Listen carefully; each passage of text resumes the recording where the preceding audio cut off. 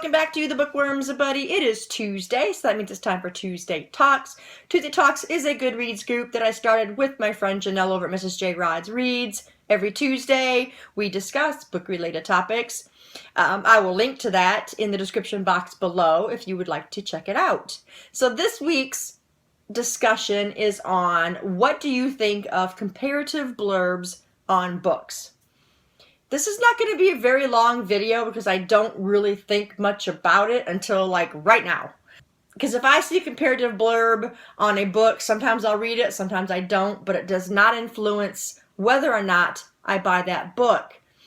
I know there are probably people that look at a book and say, oh, this is as exciting as the Hunger Games. And if that person really enjoys the Hunger Games, they may be like, oh, I'm going to buy this book because it's like the Hunger Games. Then on the other hand, you might have somebody who doesn't like the Hunger Games. And they're going to see that blurb on there and they're going to say, oh, I am not buying that book if it's like the Hunger Games.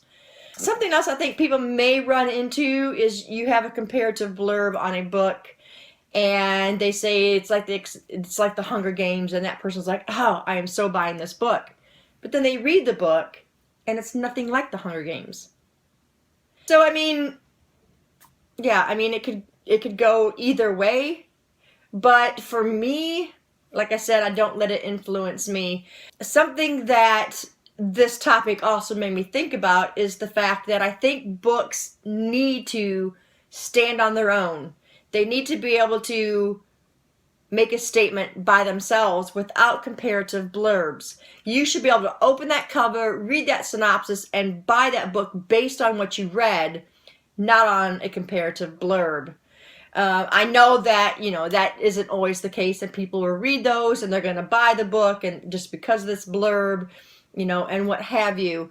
Now, I think blurbs where authors just say, very intense read, those blurbs, those can be important because that's somebody giving their opinion on how they felt reading the book.